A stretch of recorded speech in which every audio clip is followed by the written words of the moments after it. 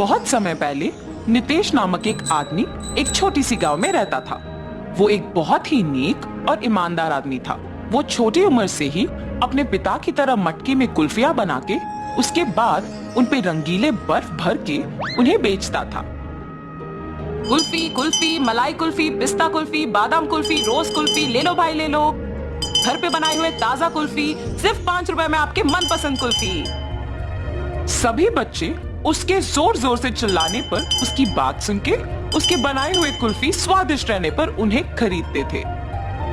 ऐसे उसकी कुल्फी का व्यापार अच्छा चलता था। एक दिन जब नितेश कुल्फियां बेच रहा था, उसके पास एक बालक आता है। अंकल, जरा ये लेके मुझे एक कुल्फी देना। तुम सोने का चेन के बदले में कुल्फी मांग रहे हो, किसका है ये? ये चेन मेरी माँ का है। उन्होंने मुझे कुल्फी खरीदने के लिए पैसे नहीं दिए, इसीलिए मैंने उनको बताए बिना ये चेन लेके आया हूँ। ये लेके मुझे कुल्फी दे दो।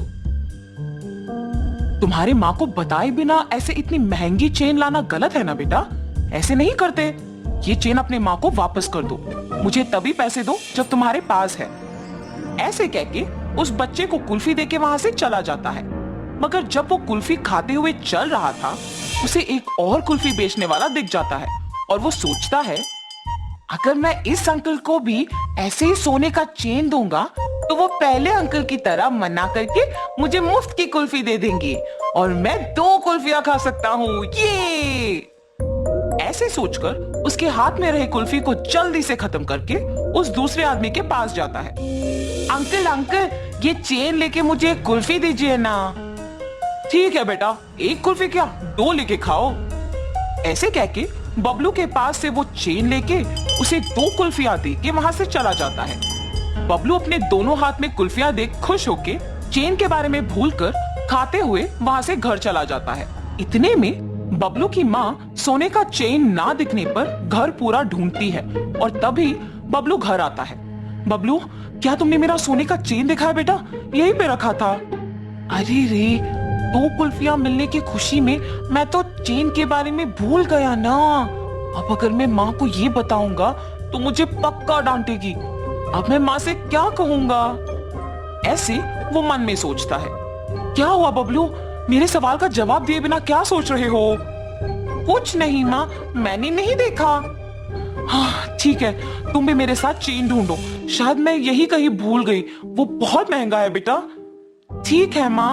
और ऐसे बबलू उसके माँ के साथ चेन ढूंढने लग जाता है, जैसे उसे कुछ पता ही नहीं। बहुत समय बाद जब उसकी माँ ढूंढ ढूंढ के चेन ना मिलने पर थकान के मारे दुखी होके बैठ जाती है। बबलू उसके माँ को दुखी देख सोचता है, उस चेन के खो जाने पर ही माँ दुखी है। मैं माँ को दुखी नहीं देख सकता। चाहे कुछ भी हो जाए, मैं माँ को सच बता दूंगा। ऐसे अपनी माँ के पास जाता है और कहता है, माँ, आपके डांटने के डर से मैं सच नहीं बता पाया। मैं कुछ नहीं कहूंगी बेटा, सच क्या है?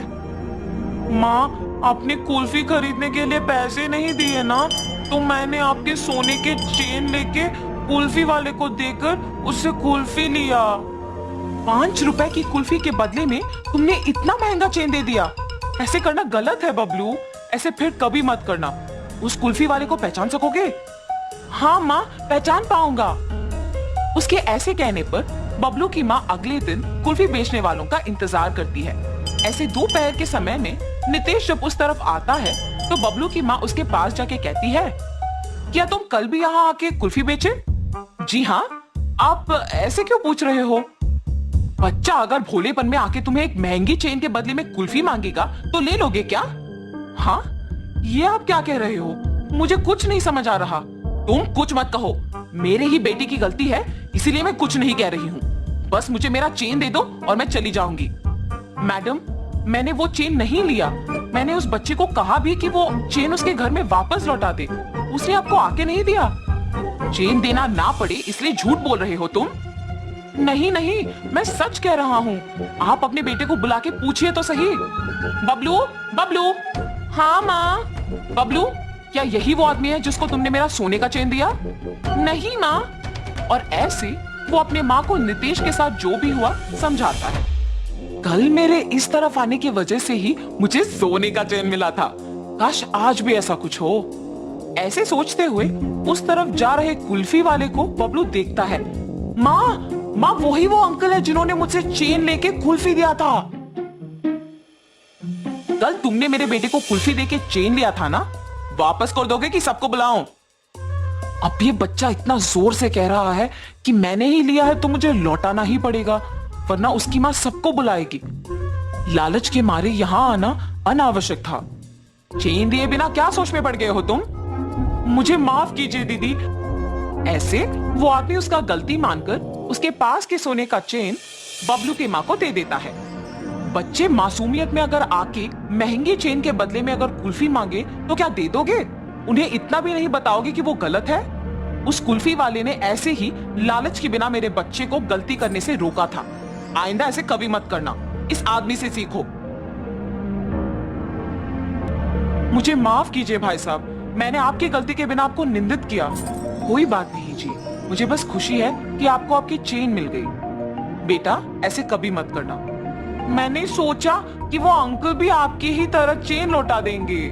सब लोग एक जैसे नहीं होते बेटा, अच्छे लोग और बुरे लोग होते हैं। इसीलिए घर में अपने माँ बाप को बताए बिना कुछ नहीं करना चाहिए। आगे से ऐसे नहीं करूंगा अंकल। ऐसे कहकर खुशी से अपने माँ के साथ वहां से चला जाता है। तो इस कहानी का नैतिक क्या है? सभी लोग नितेश की तरह ईमानदार नहीं रहेंगे। हमारे चारों ओर अच्छे और बुरे दोनों किस्म के लोग रहते हैं। इसीलिए सोच समझकर निर्णय लेना अच्छा है। किसी पे आसानी से भरोसा नहीं करना चाहिए।